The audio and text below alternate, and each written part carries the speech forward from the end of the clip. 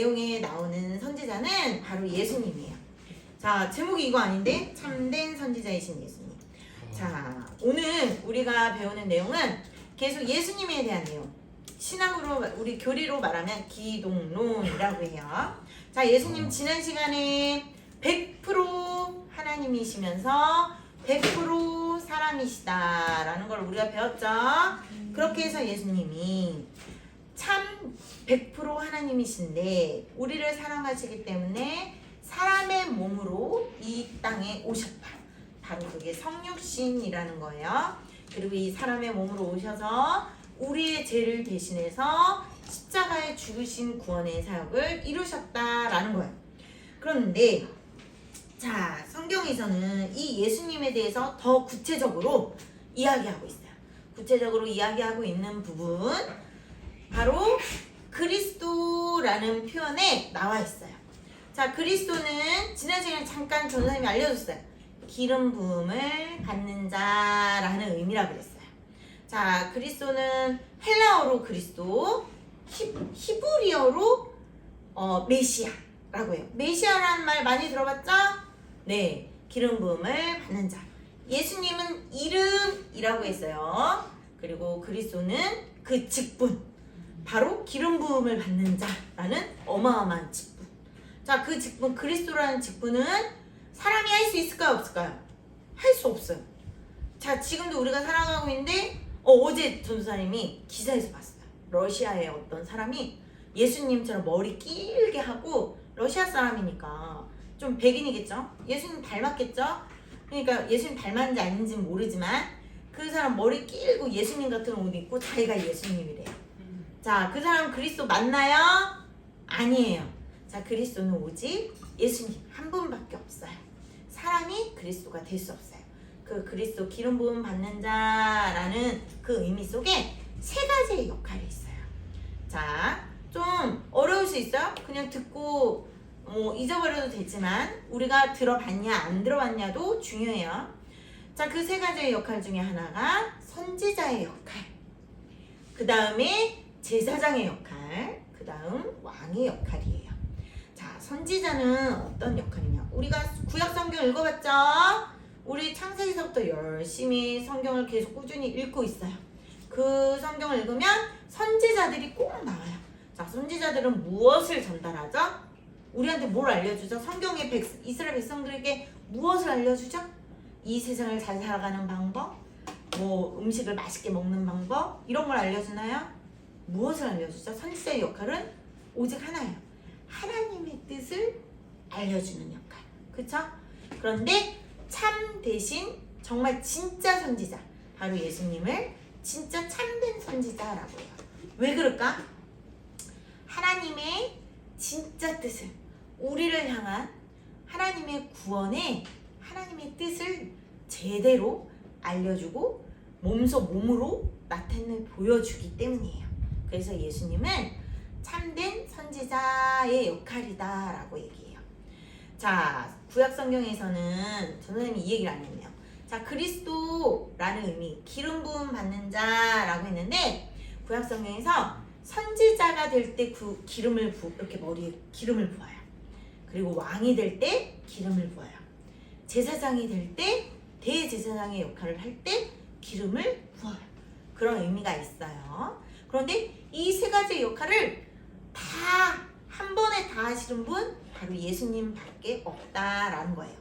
그래서 선지자의 역할로서 예수님은 정말 하나님의 뜻, 우리를 향한 하나님의 뜻, 우리를 구원하시고자 하는 하나님의 뜻을 나타내시고 그것을 말씀하시고 알려주시고 자신의 몸의 몸소 그 뜻을, 하나님의 뜻을 다 드러내셨기 때문에 참된 선지자라고 얘기를 합니다. 자, 그렇다면 오늘날 예전에도 마찬가지지만 이어서 예수님이 오신 그 이후 이어서 예수님이 무엇으로 우리에게 예수님 자신이 선지자 되시고 우리에게 하나님의 뜻을 알려주실까요? 무엇으로? 바로 성경이에요. 성경. 자, 우리에게는 지금 막 이렇게 어떤 이벤트, 이슈 그런 걸로 우리에게 예수님 하나님의 뜻을 알려주는 게 아니에요. 그게 아니에요. 자, 우리에게 먼저 알려주시는 예수님의 하나님의 뜻을 알려주시는 방법은 바로 이 말씀이에요. 예수님이 그러셨거든요. 이 말씀을 완성하셨다라고 했어요. 예수님이 말씀을 완성하러 오셨다. 그리고 이 성경을 통해 예수님이 완성하셨어요. 하나님의 그 뜻을. 그래서 오늘날 우리에게 예수님의 선지자 역할로 우리에게 알려주시는 방법은 말씀이에요. 말씀. 자, 그런데 많은 사람들이 이 성경책은 서점에 가도 팔아요. 그죠? 살 수 있죠? 인터넷으로도 살 수 있어요. 많은 사람들이 성경을 예수님 교회에 나오고 예배를 드리지 않아도 이 성경을 읽는 사람들이 있긴 있어요. 그런데 그 읽는 사람들이 있긴 있지만 어떤 스님은 성경을 뭐 100번 읽었대요. 어떤 스님이 절에 다니는 스님이 100번 읽었대요. 그런데도 성경의 참 의미를 깨닫지 못했대요. 자, 왜 그럴까요? 성경은 그냥 글씨로 읽는다고 그게 다가 아니에요. 예수님이 우리에게 정말 참된 선지자로서 하나님의 뜻, 하나님이 우리를 구원하시고자 하시는 하나님의 뜻을 알려주시는데 이 말씀만 다가 아니라 이 말씀을 통해 누가 도와주셔야 될까요? 바로 성령님. 우리가 배웠어요. 성령님에 대해서도 배웠어요. 바로 성령님이 알려주셔야 돼요. 우리에게 그 예수님이 성령님을 소개할 때 진리의 영이라고 했어요. 진리의 영, 그가 오면 하나님이 우리에게 말씀하시는 것을 또 예수님이 말씀하신 것을 다 나타내어 알려주리라 라고 하셨어요. 자, 바로 그 성령 영이신 하나님, 성령님이 함께 하셔야 말씀을 읽고 우리가 마음에 감동이 되고 말씀을 읽고 이 의미를 느끼고 깨달을 수 있어요. 그리고 이 예배 시간에 전도사님을 통해 목사님을 통해 선생님들을 통해 성경을 배우죠. 성경을 배울 때 그렇구나 라고 이해하고 느끼고 믿음이 성장할 수 있어요. 바로 이 역할을 해주시는 분이 성령님이세요. 자, 그래서 예수님은 선지자로서 우리에게 하나님이 우리를 구원하시고자 하는 그 뜻을 알려주시는데 말씀으로 알려주신다라는 게 중요한 사실입니다. 그리고 말씀으로 알려주시되는 누가 꼭 도와주셔야 한다? 성령님. 그래서 우리 친구들이 아침에도 성경을 열심히 읽는 친구들 있고 밤에 잠자기 전이라도 읽는 친구들이 있고 나름 성경을 열심히 읽으려고 노력하는 친구들이 있어요. 그쵸? 그럴 때 성경을 읽기 전에 꼭 먼저 할 게 있어요. 성령 하나님, 제가 성경을 읽으려고 합니다. 성경을 읽을 때 깨닫게 해주시고 지혜를 주세요. 잘 모르겠는데 너무 어려워요. 잘 모르겠어요. 성령님이 도와주사 좀 이해할 수 있도록 해주세요. 알게 해주세요. 하나님의 비밀을 예수님이 알려주시는 그 하나님의 뜻을 알 수 있도록 도와주세요. 예수님의 이름으로 기도드립니다. 아멘. 해야 돼요. 자, 성령님의 역할을 영혼의 안경이라고도 표현해요. 자, 눈이 나빠서 지금 안경 낀 친구들 되게 많아요. 그죠?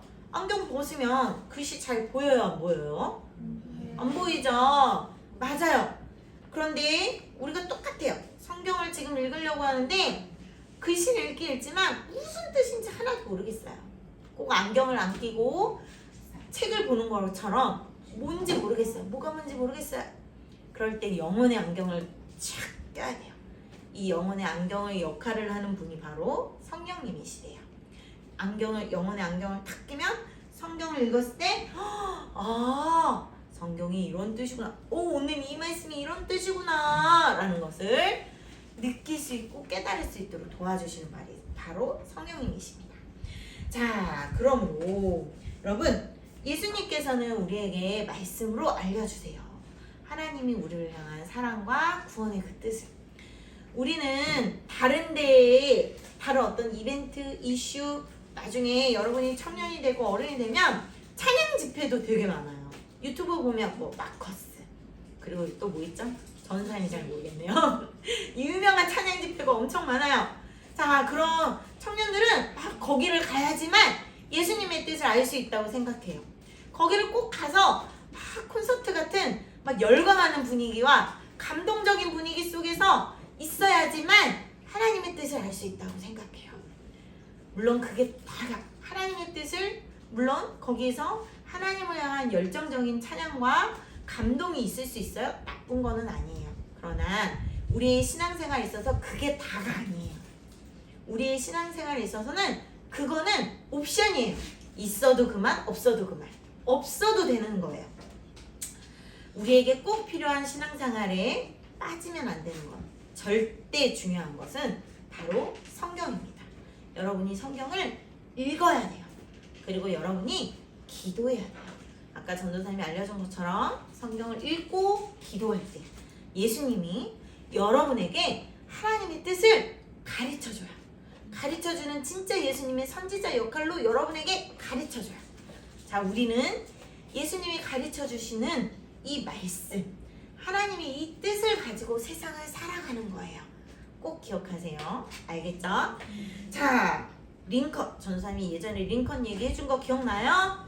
링컨이 초등학교 6학년 때 엄마가 돌아가셨다고 그랬죠. 그죠?